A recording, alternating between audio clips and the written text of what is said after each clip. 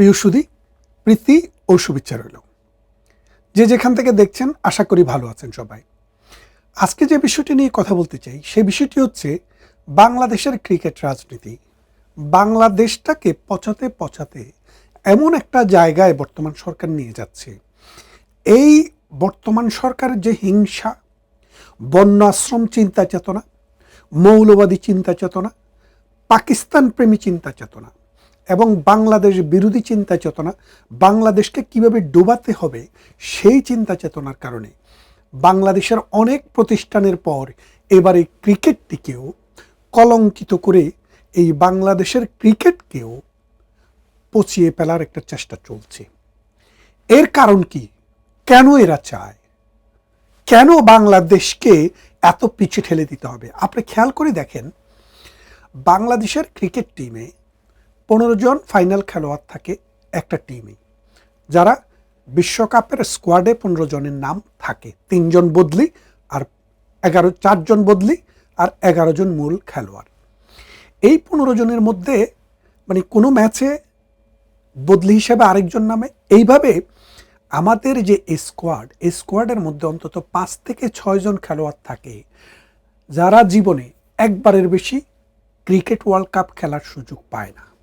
আপনারা জানেন, আজকের বিশ্বে ক্রিকেট বিশ্বে জনপ্রিয় খেলা হচ্ছে টি-20। একটা সময় টেস্ট ক্রিকেট ছিল, তারপরে ওয়ানডে আসলো। ওয়ানডে আসার পর আধুনিকতম সংস্করণ হচ্ছে 20 ওভারের খেলা, যেটাকে টি-20 নামে আমরা জানি, এবং এটাই জনপ্রিয়। বিপিএল, বিগ ব্যাশ, পাকিস্তান, বাংলাদেশের বিপিএল এবং শ্রীলঙ্কা এবং দুবাই, পৃথিবীর বিভিন্ন দেশে, ইভেন আমেরিকাতে পর্যন্ত এই খেলাটা চলে গেছে। এখন বিশ্বকাপে একজন খেলোয়াড় তার ভ্যালু, তার ক্যাপাসিটি, তার দক্ষতা এবং তাকে পুরো পৃথিবীর কাছে তুলে ধরার একটা সুযোগ পায়। এই যে বললাম 15 জন খেলোয়াড়ের যে স্কোয়াড, এই স্কোয়াডে অন্তত 5 থেকে 6 জন খেলোয়াড় থাকে যারা জীবনে মাত্র একবারে খেলার সুযোগ পায়। কেউ বয়সের কারণে পরবর্তী বছর আসতে আসতে 4 বছর পরে আর যোগ্য থাকে না, কেউ অবসর গ্রহণ করে, কেউ তার ফর্ম ধরে রাখতে পারে না। তাহলে এই বিশ্বকাপটাই হচ্ছে একজন খেলোয়াড়ের জন্য তাকে পৃথিবীর কাছে, দেশের কাছে, মানুষের কাছে এবং নিজের কাছে তুলে ধরার একটি সুযোগ। সেই সুযোগটি আগামী মাসে বাংলাদেশের এই 15 জন খেলোয়াড়ের জীবন থেকে মুছে দেওয়ার যে চেষ্টাটি চলছে, এটা হচ্ছে প্রাগৈতিহাসিক মৌলবাদী চিন্তা চেতনার বাংলাদেশ কনসেপ্ট বিরোধী সাম্প্রদায়িক শক্তির একটি নীল নকশা। দেখেন, ভারত থেকে আপনি কি কিনছেন? চাল কিনছেন। কত? 50,000 মেট্রিক টন। তাকে জিজ্ঞেস করা হলো, এই যে আমাদের অর্থ উপদেষ্টা, তাকে জিজ্ঞেস করা হলো, আপনি ভারত থেকে কেন 50,000 মেট্রিক টন চাল কিনছেন?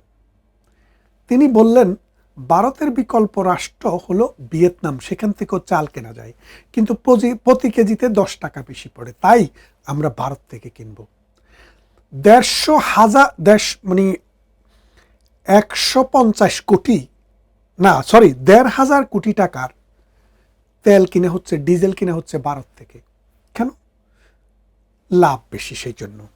তাহলে আপনি লাভের বেলায় ভারতের কাছে যাবেন, আর ইগুর বেলায় আপনি বাংলাদেশ বিরোধী অবস্থান নেবেন।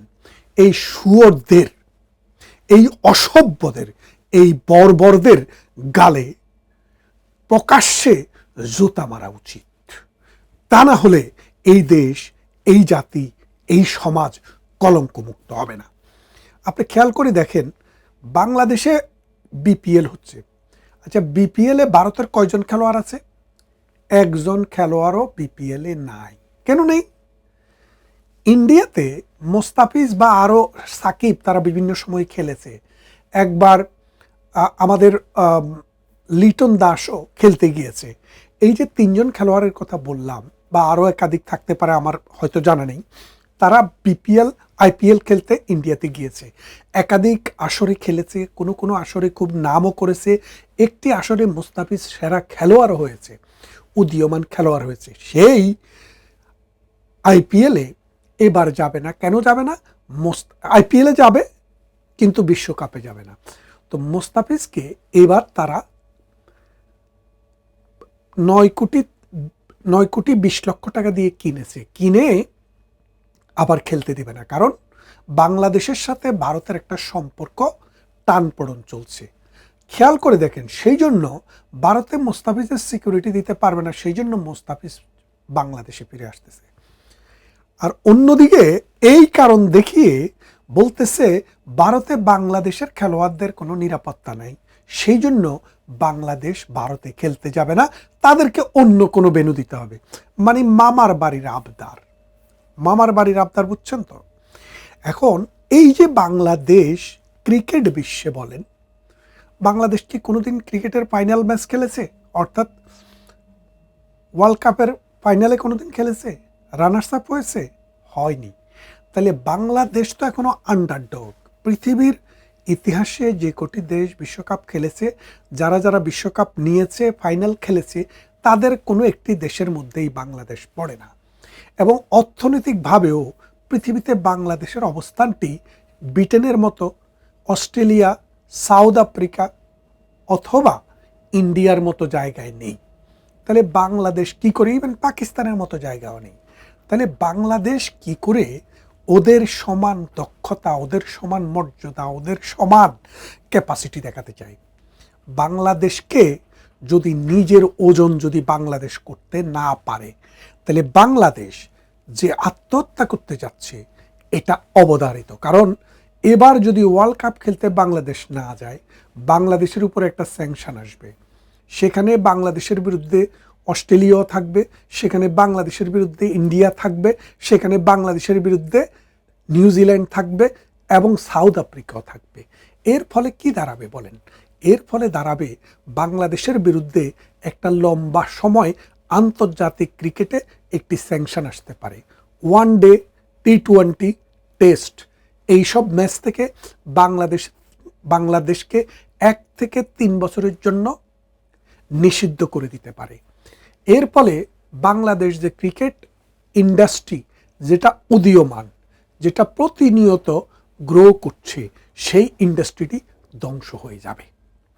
তাই বাংলাদেশের জনগণ, বাংলাদেশের ক্রিকেট প্রেমী, বাংলাদেশের খেলোয়াড়দের এখনই উচিত একটা সিরিয়াস সিদ্ধান্ত নেওয়া যে এই দেশ, এই সমাজ, এই রাষ্ট্রে যেন এই রকমের কাণ্ডকীর্তি সরকার নামের এই দানবেরা করতে না পারে। তাই আমি আপনাদের প্রতি অনুরোধ জানাতে চাই যে আপনারা যারা বাংলাদেশের ক্রিকেটকে ভালোবাসেন, আপনারা যারা বাংলাদেশকে ক্রিকেটে সর্বোচ্চ শিখরে নিয়ে যেতে চান, তারা এই মৌলবাদী গোষ্ঠী, এই আসিফ জঙ্গি, এই আসিফ বাটপার, এই আসিফ লুচ্ছার সিদ্ধান্তকে না বলুন। দ্বিতীয় কথাটি হচ্ছে, যত হেডামে দেখান আপনি, আপনাকে ইন্ডিয়াতে খেলতে যেতেই হবে। কেন যেতে হবে জানেন? কারণ ইন্ডিয়ার বিরুদ্ধে দাঁড়ানোর অবস্থা এবং ক্ষমতা আসিফের নাই, ডক্টর ইউনূসের নাই। ডক্টর ইউনূস যদি তার অবস্থান থেকে সরে না আসে, এমনও ঘটনা ঘটতে পারে মাদুরের মতো ডক্টর ইউনূসকে ধরে নিয়ে যাবে, ওই আসিফ নজরুলকে ধরে নিয়ে যাবে। কারা নিয়ে যাবে সেই কথা বলছি না, নিয়ে যাওয়ার সামর্থ্য অনেকের আছে। কারণ বর্তমান বিশ্ব ব্যবস্থায় যারা রাজনীতি বোঝে না, যারা সমঝোতা বোঝে না, যারা নেগোসিয়েশন বোঝে না, তারা কিন্তু নিশ্চিতভাবে পরাজিত শক্তিদের তালিকায় অন্তর্ভুক্ত হবে। আপনারা জানেন কবিতার লাইন, যে কবিতা শুনতে জানে না সে সমুদ্রের গর্জন শুনবে। এই অসভ্যরা কবিতা শুনতে জানে না, তাই তারা শুনবে কি? তারা শুনবে সমুদ্রের গর্জন। এই গর্জন খুব বেশি দিন দূরে নয়। যদি ফেব্রুয়ারিতে নির্বাচন হয়, তাও তাদেরকে গর্তে লুকাতে হবে। আর যদি ফেব্রুয়ারিতে নির্বাচন না হয়, তাও তাদেরকে পালাতেই হবে। কারণ এই দেশকে, এই সমাজকে এমন কোনো অঙ্গন নেই যে এই অঙ্গনটিকে তারা ধ্বংস করেনি। একটি সুষ্ঠু সুন্দর সমাজ, ফাংশনিং একটা সোসাইটি, সেটাকে ধ্বংস এমন জায়গায় নিয়ে গেছে। স্কুলে ছাত্ররা টিচারের কথা শোনে না, বিশ্ববিদ্যালয়ে টিচারদেরকে ছাত্ররা শাসায়, রাস্তায় রিক্সাওয়ালা আর ঠেলাওয়ালা মারপিট করে, বাস আর ট্যাক্সি পিটাপিটি করে, ফিরে ফিরে লাঠালাঠি করে। ছাত্রর সাথে হুজুরের সম্পর্ক নেই, হুজুরের সাথে ছাত্রের সম্পর্ক নেই। দর্শন বেড়ে গেছে, খুন বেড়ে গেছে, রাহাজানি বেড়ে গেছে। এই অবস্থায় বাংলাদেশকে, সমাজকে এগিয়ে নিতে হলে এদেরকে এখনই রুখতে হবে। ভালো থাকবেন, কথা হবে অন্য কোনো ভিডিওতে।